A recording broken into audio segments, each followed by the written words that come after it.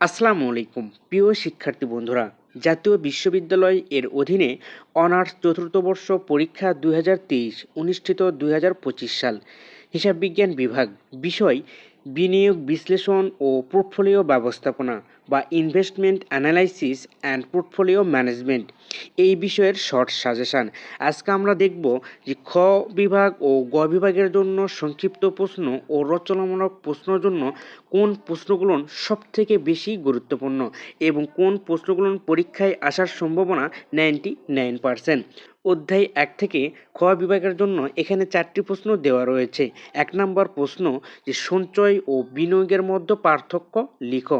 99% পরীক্ষায় আসার সম্ভাবনা অনেক বেশি। 2 নম্বর প্রশ্ন যে সিকিউরিটির শ্রেণীবিভাগ বর্ণনা করো। 99%। 3 নম্বর প্রশ্ন যে বিনিয়োগের বৈশিষ্ট্যসমূহ বর্ণনা করো। 90%। এবং 4 নম্বর প্রশ্ন যে সিকিউরিটি বিশ্লেষণের পদ্ধতিসমূহ বর্ণনা করো। 90%। প্রিয় শিক্ষার্থী বন্ধুরা, অধ্যায় 1 থেকে খ বিভাগের জন্য এই 4টি প্রশ্ন অবশ্যই তোমাকে ভালোভাবে মুখস্থ রাখতে হবে। এরপর অধ্যায় 1 থেকে আমরা দেখব যে গ বিভাগের জন্য বা রচনামূলক প্রশ্নের জন্য কোন প্রশ্নগুলো বেশি গুরুত্বপূর্ণ। 1 নম্বর প্রশ্ন যে পোর্টফোলিও ব্যবস্থাপনা কি। 99%। পোর্টফোলিও ব্যবস্থাপনার উদ্দেশ্যসমূহ বর্ণনা করো। 99%। 2 নম্বর প্রশ্ন যে বিনিয়োগ কি, আমরা কেন বিনিয়োগ করি।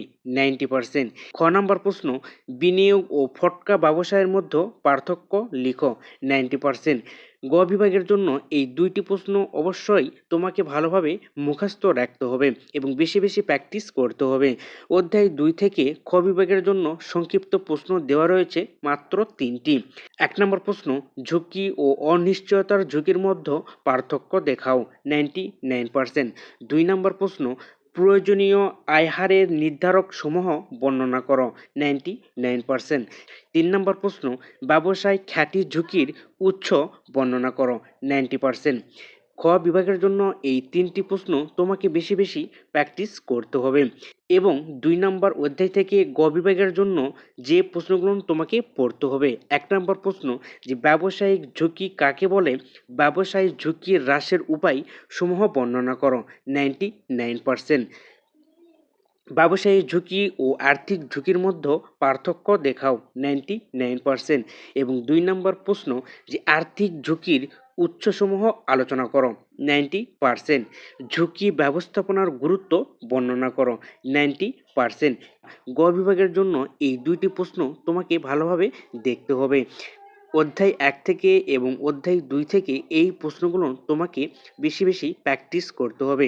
বিনিয়োগ বিশ্লেষণ ও পোর্টফোলিও ব্যবস্থাপনা এই বিষয়ের ফুল শর্ট সাজেশান, পাশাপাশি investment analysis and portfolio management এই বিষয়ের ম্যাথ সাজেশানের পিডিএফ ফাইল আমাদের কাছে রয়েছে।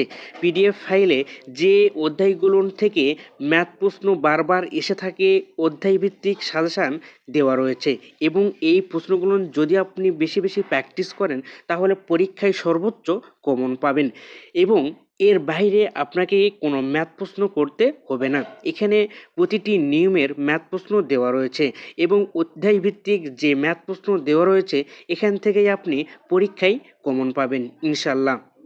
প্রিয় শিক্ষার্থী বন্ধুরা, ইনভেস্টমেন্ট অ্যানালাইসিস অ্যান্ড পোর্টফোলিও ম্যানেজমেন্টের থিওরি সাজেশান এবং ম্যাথ সাজেশানের পিডিএফ ফাইল নিতে আমাদের হোয়াটসঅ্যাপ নাম্বারে যোগাযোগ করতে পারেন।